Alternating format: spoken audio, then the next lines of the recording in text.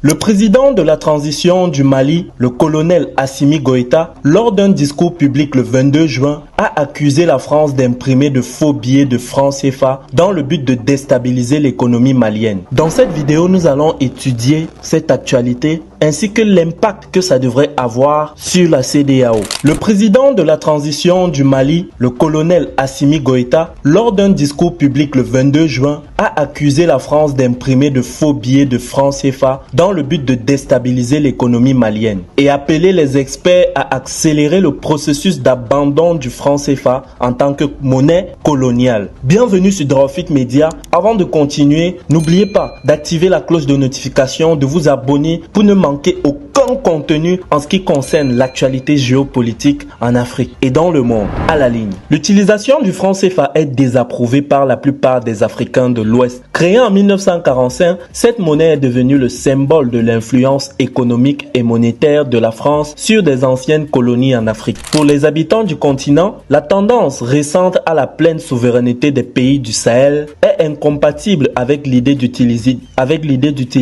une monnaie post-coloniale. Lors d'une visite dans la région de Sikasso, le président de la transition du Mali dénonce l'utilisation de faux billets de francs CFA pour déstabiliser l'économie malienne. Assimi Goïta a appelé à l'abandon de la monnaie coloniale au profit d'une monnaie propre pour le Mali et ses voisins. Il a exhorté les dirigeants de l'Alliance des États du Sahel et leurs experts à accélérer le processus afin de renforcer la souveraineté économique et d'empêcher tout nouveau sabotage et toute manipulation étrangère. Selon les experts économiques, les pays africains pourraient envisager de quitter le franc CFA car il s'agit d'un piège économique qui ne permettra jamais d'atteindre la souveraineté financière. La France a imposé un système monétaire et financier indépendant aux pays africains par le biais du franc CFA qui constitue un élément de néocolonialisme monétaire. Plus tôt, en février 2024, le président de la transition nigérien, le général Abdourahmane Tiani, a déclaré que les pays de l'Alliance des États du Sahel étaient prêts à abandonner le franc CFA pour leur souveraineté totale, en citant ceci. La monnaie est un signe de souveraineté. Nous sommes engagés dans un processus de recouvrement de notre souveraineté totale. Il n'est plus question que nos États soient la vache à lait de la France, a-t-il affirmé. Le rejet du franc CFA était également au cœur de la campagne électorale d'Ousmane Sonko et Bassirou Diomaye Faye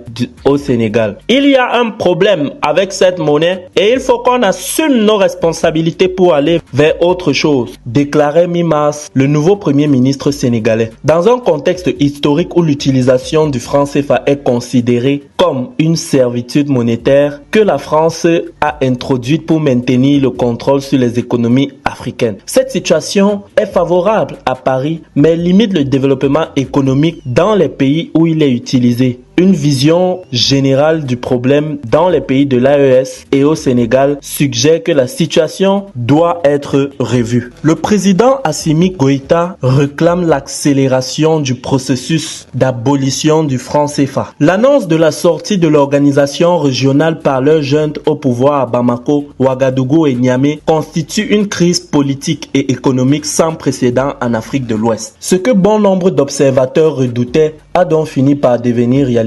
Le dimanche 28 janvier, Maliens, Burkinabés et Nigériens ont appris en simultané sur leurs télévisions publiques respectives l'annonce du retrait de leur pays de la communauté économique des États de l'Afrique de l'Ouest, abrégée CEDEAO. Cette décision qui intervient dans un contexte de défiance vis-à-vis de l'organisation. Selon France 24, Assimi Goïta, le président n'a pas mentionné la France dans sa prise de parole. La radio France Internationale, la rumeur a inondé la toile cette semaine, disant que la France aurait imprimé des faux billets de francs CFA pour déstabiliser le Mali. Et ces mots attribués à Assimi Goïta sont apparus en ligne au lendemain de l'intervention du président de la transition à Sikasso dans le sud du Mali. Il s'agit d'une fausse information. Assimi Goïta a-t-il récemment accusé Paris d'avoir imprimé des faux billets de francs CFA pour nuire à l'économie du Mali? C'est ce qu'affirment à tort des dizaines d'articles de presse et de de centaines d'internautes sur les réseaux sociaux ces derniers jours. Ces allégations se basent sur un discours tenu par le président de la transition dans le sud du pays, à Sikasso, le samedi 22 juin 2024. Dans son allocution d'une vingtaine de minutes en Bambara, devant plus de 10 000 personnes, on l'entend évoquer des menaces qui, selon lui, cibleraient directement le Mali, le terrorisme armé, médiatique et économique qui sont notamment pointés du doigt. Sur ce dernier point, il déclare: beaucoup de gens ne le savent pas. Cela fait 4 ans que le Mali affronte ce type de terrorisme. Le premier exemple, c'est quand nous avons voulu que nos marchandises passent par le port de la Guinée au moment où nous n'étions pas en phase avec la CEDEAO. Quand les autres payaient par exemple 5 000 francs CFA en Guinée, on nous obligeait à payer 15 000 francs CFA. L'objectif était que nos chargeurs se fâchent et refusent que leurs marchandises passent par le port de la Guinée. Ils voulaient nous empêcher d'acheminer nos produits à partir d'un autre pays. Deuxièmement, ils ont fabriqué beaucoup de faux billets. Ils les ont acheminés par voie terrestre 2 fois. Mais grâce à la vigilance de la douane, ces faux billets ont été saisis. Ils n'ont pas pu arriver à destination.